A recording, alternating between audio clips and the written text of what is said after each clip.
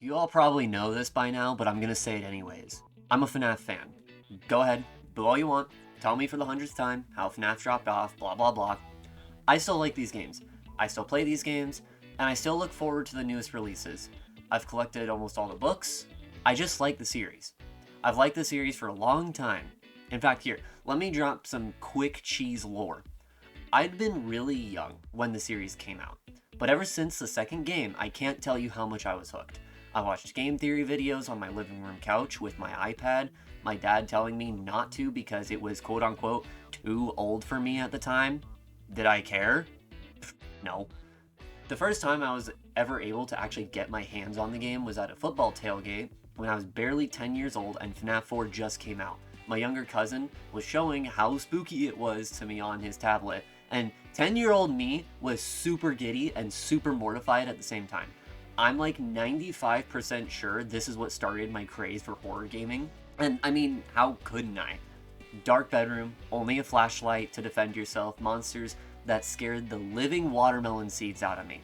Looking back on the game now, I still find myself on edge playing it, not only because it's actually tense and sometimes actually even scary, I know, shocking, but because it reminds me of what I felt at the time, what kind of crazy monsters my dreams were riddled with at that age thanks to those games. What I'm getting at here is that I like the series, and with the newest game dropped by Steel Wool Studios, Secret of the Mimic, I had to jump on the bandwagon instantly and get the game for $40. Yeah, 40 smackaroonies. But I dropped in the money, I got the game, and I played through that thing 3 times. I have 15 hours on the game by the time I got 100% completion on everything, which, quick side mention, hey pro, if you're hearing this, thanks for listening to me absolutely bawl my eyes out a couple times while playing. Thanks for that. Now, if you read the title and you clicked on the video, I'm guessing you came here for one thing. You want to know, is this game actually worth picking up? Is this a good FNAF game? Did the funny bear go har har har har? It's that, or you just like listening to my voice play in the background while doing something like homework or drawing. But to the actual questions you might have, my response is that Five Nights at Freddy's Secret of the Mimic is painfully mid in its current state. I'm not going to sugarcoat it. Sorry to those who got this far thinking I'd just start glazing this game. No, it's super mediocre.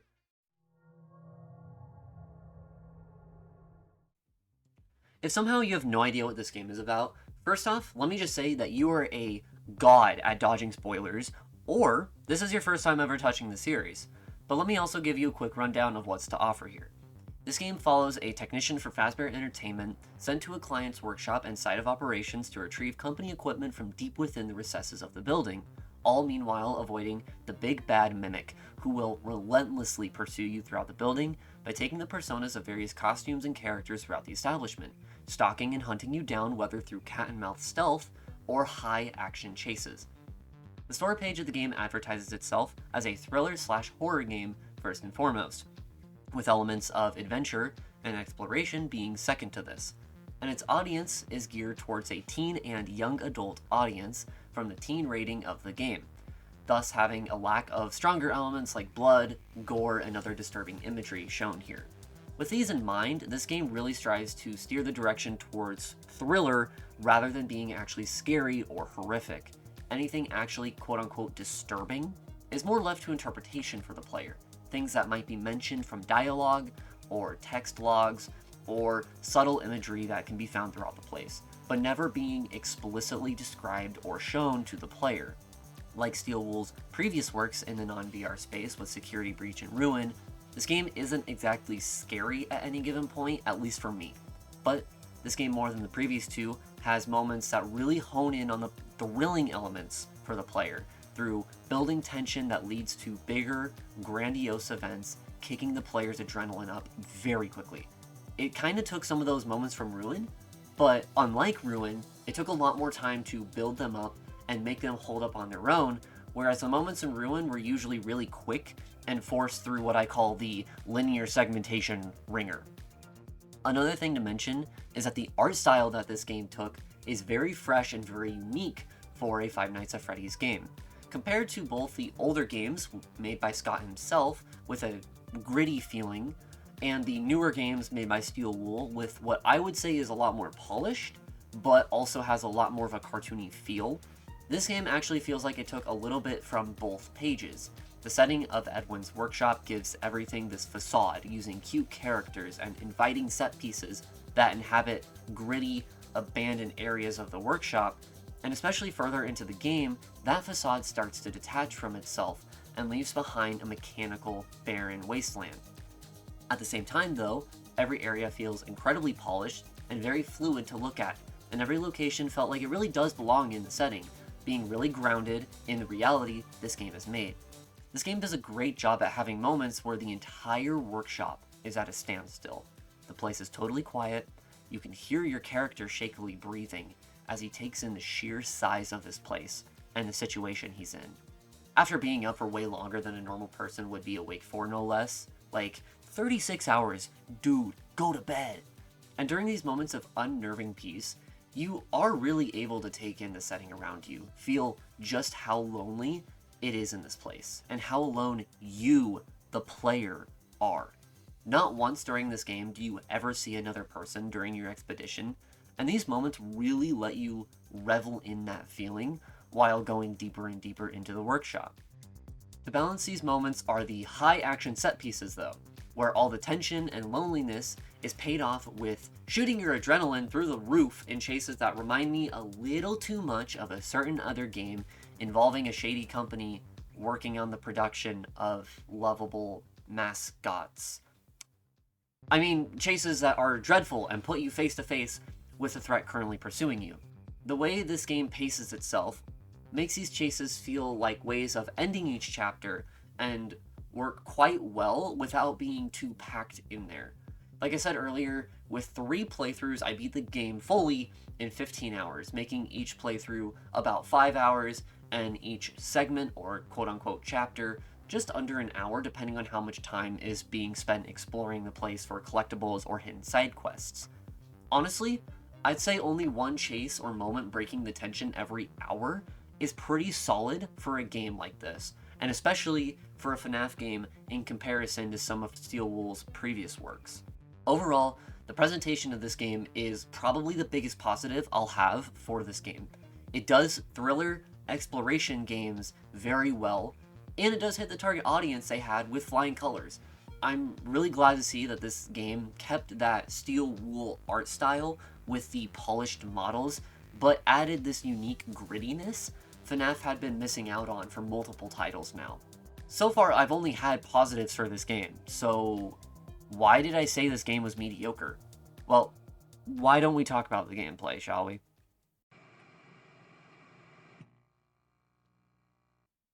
Let me start with the positives at least, as I do think this game has a couple things that does make it stand out gameplay-wise. While the presentation of this game does a great job at making the setting feel grounded and believable with thrills and tension at the forefront, how it's implemented and utilized through the gameplay is what really brings it all together, what makes this new direction work so well for this game. Again, nothing about this game is exactly scary. There's no guts, no gore, no moments where you gotta vividly see a dead corpse of a previous technician or lose a limb in a fight just to scare off one of the big bad entities. But instead, this gameplay drives attention straight to the player's door and sets it right on your lap, making you confront it head on. Take the White Tiger section, which is by far my favorite section of this game, which forces you to walk into a pitch black warehouse and run frantically between spotlights while a ghostly apparition-like entity in a tiger costume teleports around you when you can't see it. This moment actually had me upright in my seat the entire time, and it made that tension I'd been feeling for some time after the admin section really just smack me in the face and replace it with pure adrenaline, worrying every second about where this thing would appear and if I'd run right into it by accident. What made this segment work so well is the way it completely subverts the rules of the game without subverting your expectations. Up until this point, the Mimic always picks a suit at random before roaming around looking for you, only chasing you when it sees you. Or, in the cases of the larger chase sequences, it makes its presence bombastic as a last-ditch effort with the body it has to hunt you down before it's forced to try a new approach. But this tiger, it always knows where you are. It is always a threat to you, so long as you are not watching it. And most problematic, it can teleport all around you until you accidentally stumble right into its maws. It completely flips the script on how to deal with threats in the game, and for only this singular moment in the game no less. But this is also something that's teased, not once, but twice to you before you actually get to this point in the game.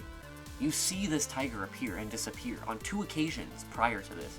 You know that it can do this just to mess with you, but you think nothing of it until this moment.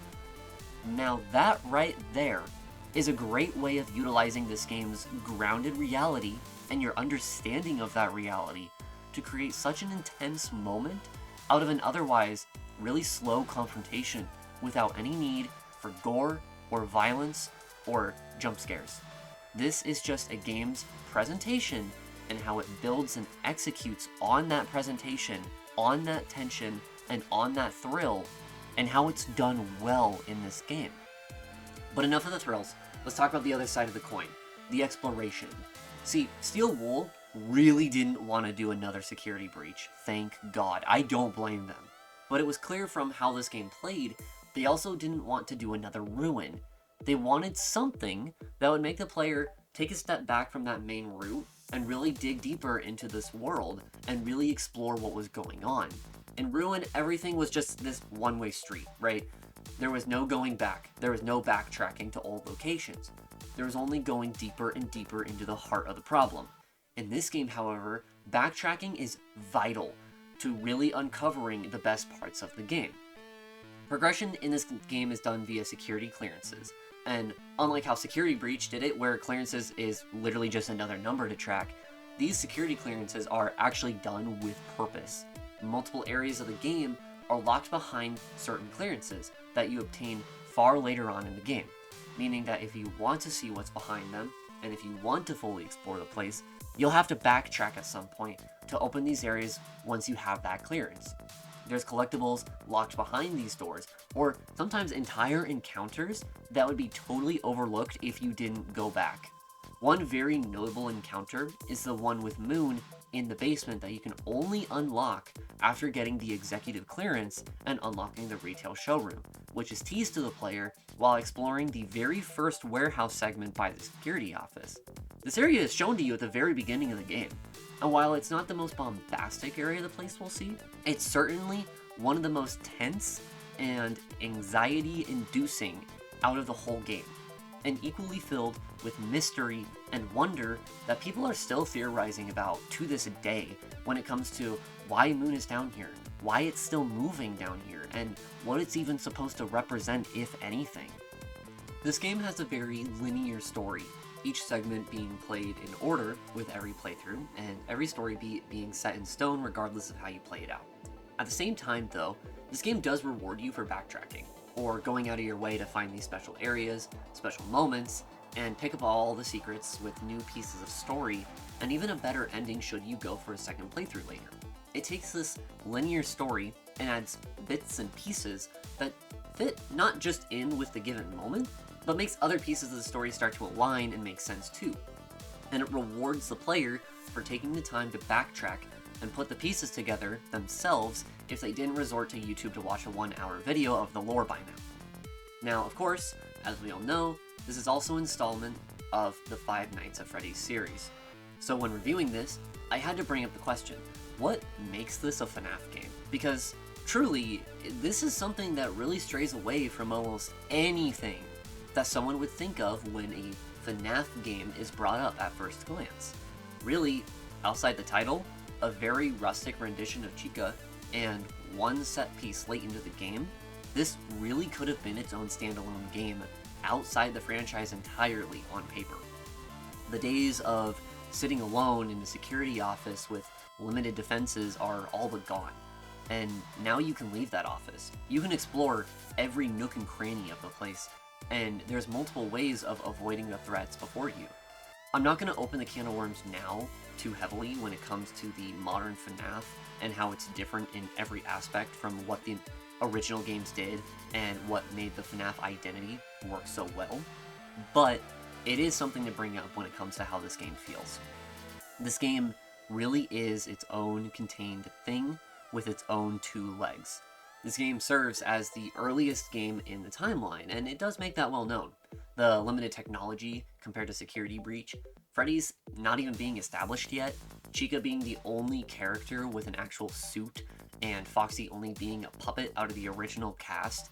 There's really a lack of any characters being more important than the Mr. and Mrs. Helpful personas for Edwin and Fiona. There wasn't a true mascot, just characters for clients to buy or lease from the workshop, something that's told to you from the beginning of the game. Now, don't take this as me saying, ew, it's a FNAF, ew, gross, ew, because it's not. I love Security Breach and Ruin both. I actually have a lot more playtime on those two than anything the original games could have done for me. I love those two games. But I do think that this game has solidified for me that the old FNAF just isn't coming back. I'm not going to sugarcoat it here either. What made FNAF? What those original games did, what made them so unique in the eyes of many players, isn't coming back.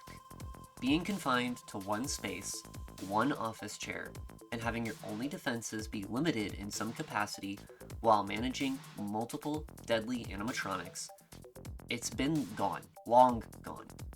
It might get a slight homage at best, or a VR port, and this game just tells me that otherwise, it's just not in the cards. It's not going to come back in new installments for the franchise, and I think that's where a lot of the game's reception, even the series' reception, does start to differ from person to person. In its current state, FNAF just doesn't have a special identity that it once did. Sure, they've broken new ground, and the games are fresh, they're new, because of that. The work that Steel Wool has been able to accomplish is not something I want to scoff at, and will ever scoff at. I love the amount of ambition, creativity, and dedication that these games have. But what made FNAF unique is no longer there. And what we have now is a new development team having to rebrand what the series is and what makes it unique. It almost feels odd because FNAF is this huge inspiration for so many mascot horror titles, trying to have this unique touch that FNAF did so long ago, and now here the series is in the same exact boat as all the others. I think that in due time, Five Nights at Freddy's can find that touch, the thing that makes them truly different from the others in a good way, and I have hope for that. But right now this game shows that it's still searching for that. It hasn't quite gotten there yet. Instead, this game is a very experimental take that did learn from its predecessors and their errors, but it is still trying to be the self-contained thing and trying to find what makes them unique. Okay, I've been positive enough. We're done. Time for the negative. And my god, there is a very glaring negative here. This is the biggest thing that really soured my experience and what makes this game really mediocre right now. This game has bugs. Oh boy, lots of bugs. This game launched in what I felt was a very half-baked state. Like Security Breach levels of bad optimization, soft locks, and bugs that made me scream my head off multiple times.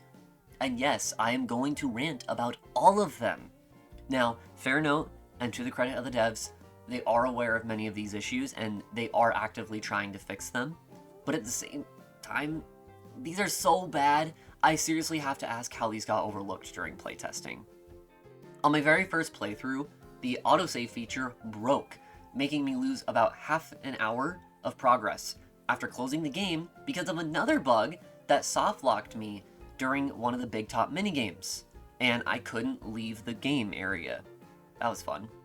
Jackie's dialogue during the chase at the end of their segment can randomly cut each other off, and so the dialogue is just really awkward sometimes. This can also happen during the intro show if Dispatch is talking to you. On the topic of stuff cutting off, Sometimes music and ambience will just randomly cut off when you're interacting with terminals, which I really don't understand why. Sometimes performing actions with items in your hand led to the items becoming invisible, but you're still carrying them. This happened to me multiple times and straight up confused me sometimes, mainly with the ball gun. This was like most prevalent with the ball gun.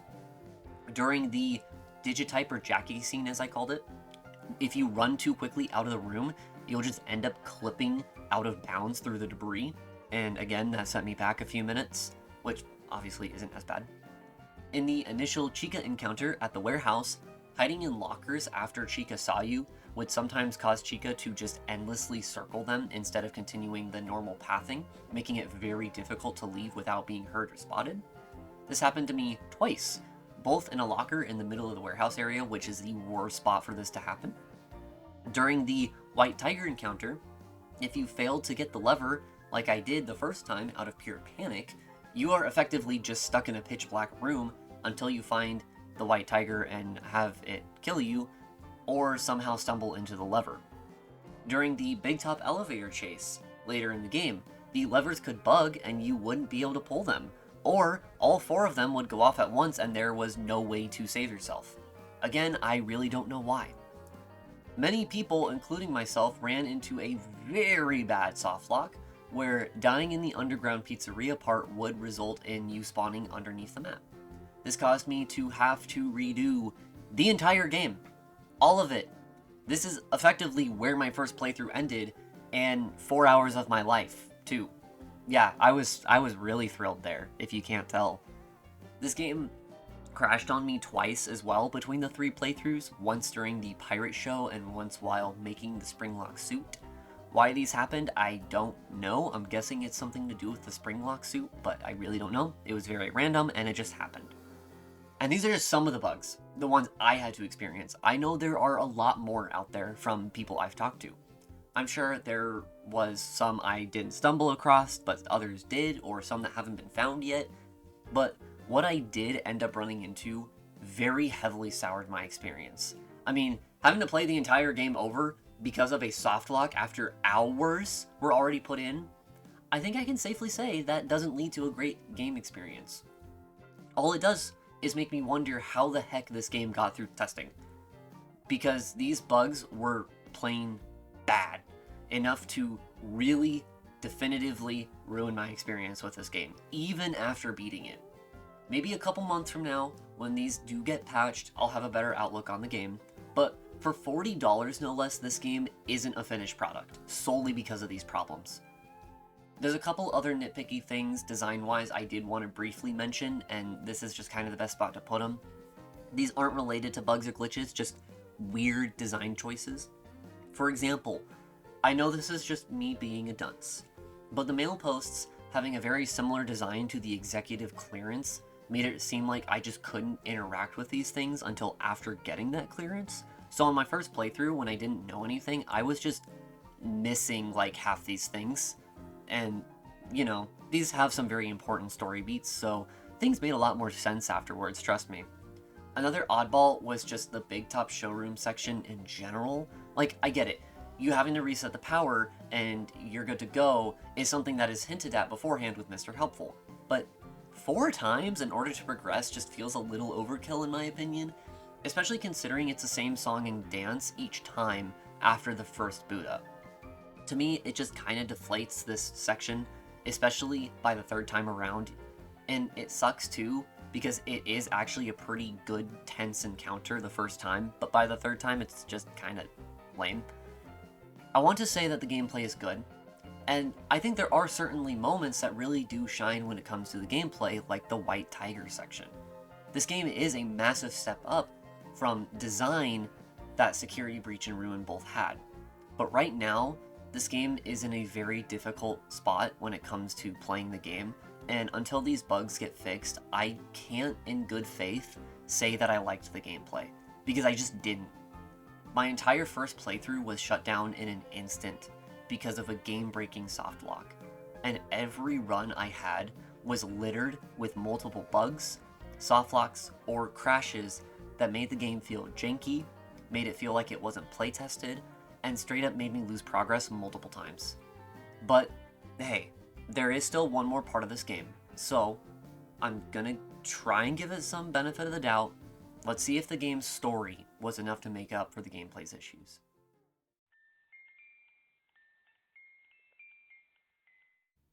Just off rip, I want to say that I'm very glad that this game actually kept itself very self-contained in terms of narrative compared to the games that Steel will have made in the past. While there are clear connections to other parts of the series, like the FNAF 1 location or references to Henry and William through the text logs, most of this game's story doesn't rely on book knowledge or needing to know story elements from other games to get the full picture of what's going on here. This game was meant to be the earliest point in the timeline that we have with the games, outside of certain moments from the VR titles regarding Fall Fest. So having all the story in one place really does help on both the narrative and chronological fronts. But anyways, time to really talk about the plot this game has, because there's quite a bit going on here. Let's start with the big picture, that being the overarching narrative at a glimpse. Not talking the audio logs, not talking the mail, just what is presented from the baseline story as our main man, Arnold. As I've mentioned before, the primary objective that Arnold has is slowly getting deeper into the building until he has found company property, and successfully retrieving it before making his way out. As we'll find out, these are the schematics necessary to build another iteration of the Mimic, the one pursuing you throughout the game. But as he goes deeper, Arnold starts to realize what's actually going on, and what the Mimic is capable of doing, on top of his own treatment by Fazbear Entertainment. When asked to deliver the blueprints, he can choose to give them up. But from what most people, I think, consider to be the canon ending, Arnold chooses not to, and escapes further into the facility, where it is revealed that at some point Dispatch was replaced with the M1 program. Arnold still manages to survive, where he finds M1, now eternally caged inside a machine, and gives Arnold the new instructions of contacting Edwin and stopping the Mimic's destructive acts. He makes it to the house, only to find that Edwin is gone, being replaced by M2, the version of the Mimic that has been chasing us the whole game. And upon escaping the house with a new Cradle program being able to shut down the Mimic, it brings Arnold's life to an end as M2 walks off with both the Mimic and Cradle blueprints.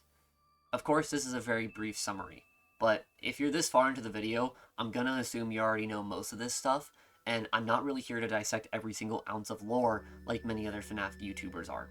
I'm here purely from a reviewer standpoint, and looking at the big picture, this narrative works fine, I guess. Like, don't get me wrong, it works fine for what it needs to be. But I also felt that there were moments that I didn't really understand where the plot was going.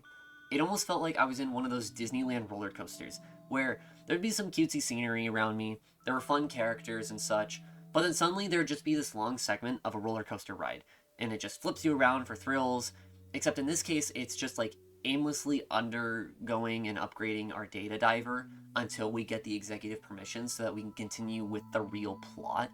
And big scenes and set pieces are there just to make that journey a little bit more entertaining. It works, and those moments are cool, but by the time you actually get to the schematics, you almost forget what you've been doing this whole time, and fighting the schematics just feels like another little quest more than you completing the main goal that you've been sent there for. There's also definitely some moments of just straight up plot convenience. I mean, I gotta say, Arnold falls down an awful lot for not having any sort of injuries shown on him. Not to mention, one of them is inside a Springlock suit. Or, like how the admin upgrade machine just so happens to be in the same spot that he stumbled into, probably thanks to Nurse Dolly. It's just really convenient, since the other machine that we were going for was awkwardly placed on a balcony during the pirate show. Like, seriously, why there of all places? The plot of this game does hold up on its own, like I said, it's very self-contained, and it doesn't need to rely on other games. However, there were certainly moments that on subsequent playthroughs somewhat disconnected me from the otherwise really grounded and engaging atmosphere that this game has, mostly as a result of straight up plot convenience or aimlessly getting through filler objectives until we can continue the main plot between Arnold and the Murray family story. And actually, hey, speaking of, how about that Murray family plastered in dang near every audio log and half the mail scattered in the game? There's a lot to unpack, and this is where I'm going to start kind of crossing over with the short story that the game was adapted from. A lot of similarities actually carry between the short story and the game adaptation really well, and they're hinted at throughout various bits of backstory we can find throughout the game. The game tackles a lot of early story, like how Edwin and Fiona met while Edwin was building up the company, which does differ slightly, as it seems in the short story he already met Fiona before the company started, but in the game he meets Fiona after getting the company factory. Some of the earlier inventions and successes are also brought up, like Chica's Party World and some of the early products prior to the focus on costumes and mascots. Now, where the story really starts to differ is through the Mimic's upbringings. In the short story, Fiona dies during childbirth, and the Mimic is designed as a way to parent David, Edwin's son, while also focusing on his workplace being a utter disaster, from sales dwindling rapidly, and the Mimic gets its homicidal tendencies from Edwin lashing out in frustration due to David's death as a result of Edwin's negligence. Within the game, though, the Mimic is designed as a result of Fiona's death much later on, and is an attempt to make a recreation of Fiona turning into M1. After David's death from Edwin neglecting him yet again, a second program is made for the Mimic designed to copy David's behavior, but instead more copies Edwin's behavior, and even then Edwin still lashes out from the stress of his company going under due to poor sales and lawsuits, mixed with the Mimic copying David, leading to the Mimic copying the violent tendencies and replacing Edwin. There's a lot of other bits that go a lot more in depth into these things, like how the different staff members saw the company going downhill, the weird tendencies Edwin has, even some of the aforementioned entities like the moon in the basement, or mentions of Henry and William in their early endeavors between Fall Fest and Fazbear Entertainment, which I think is a neat little nod to obviously what comes next in the story as they're building up their franchise, but also what they do to Edwin's company as well. I really like these methods of storytelling being unlocked over time, although I do wish there was a separate way of at least listening to the audio logs, like how the mail can be viewed from the helper terminals, just so that they can be listened all in one spot after hearing them all. As a quick side note as well, I also like that you can find previous technician employees and the previous technician crew from time to time if you're paying attention. They've been left behind in a few of the suits, only having their arms or limbs poking out. I think it's just a neat little nod to the short story iteration, and it does make it feel like there is some sort of continuity, like we're just the next poor soul sent in after multiple failed attempts. I just thought that detail was pretty neat and I wanted to include it somewhere. Characterization is another pretty big aspect when it comes to the plot and the stories, and this game makes it pretty clear that most of the story is going to revolve around the Murray family and the Mimic more than anyone else. Most of what we get to see and hear from the backstory is through the eyes of Edwin and sometimes Fiona, which makes sense given that the original story follows Edwin's journey more than anyone else. And we are kinda sorta in his company building. I think these characters work really well though, and by the end you do have some kind of mixed emotions for each of the characters, whether sympathy for Fiona and her eventual downfall, or spite towards Edwin and his treatment of his family and company. I will say though, because of the main focus on the Murray family and their shortcomings, I do feel as though sometimes it comes at the detriment of our own player character Arnold. Now, I get it. This dude's been up for way too long before the start of the game. He can barely drive straight. But I do think the lines of dialogue are still super few and far between, and it does kinda suck. It reminds me a lot of Resident Evil 7's Ethan Winters, where he too was, for the most part, a pretty silent protagonist, even though he is going through some weird crap, and it makes it feel odd that he has barely anything to comment on, aside from the occasional quip or scream. Arnold feels very similar here, where he doesn't have that much dialogue, and it makes scenes sometimes feel one-sided or just lacking from his end. We know he can talk too. He talks at the very beginning of the game, he has a character to him, but that character is rarely explored, and he instead is very silent when he's going from chase to chase and scene to scene. There's one particular dialogue at the 2 a.m. mark right after surviving Big Top where Arnold actually does get to speak, and his dialogue is incredibly emotional and fitting for the moment. He's fed up, he's tired, he's frustrated, and he gets that point across very clearly, only for it to be turned away in a moment's notice, which only frustrates him more. I wish there were more moments like these, moments where he expresses this frustration and his curiosity, his panic, his worry, his woes. There was an outline for a character here that could have been explored, so it's a shame that this game just goes nowhere with it, to instead only focus on the narrative perspective of the Murray family at all times. For adapting a short story into a fully fledged game, I think Steel Wool did a pretty good job here. Not just making the new story in the new medium, but expanding on that story upon what was there and making it in a way that fits even better as a game in that medium. I don't think it's perfect. I've made that clear. I've said how much of a roller coaster it can feel at times and how it sometimes loses itself in favor of bigger sequences here and there. Although, if we're being honest, that could also be said about Security Breach and Ruin, so yeah. But for what it's worth, the story is enjoyable. And for those who read the short story, there are new things to dig their teeth into with this game as well.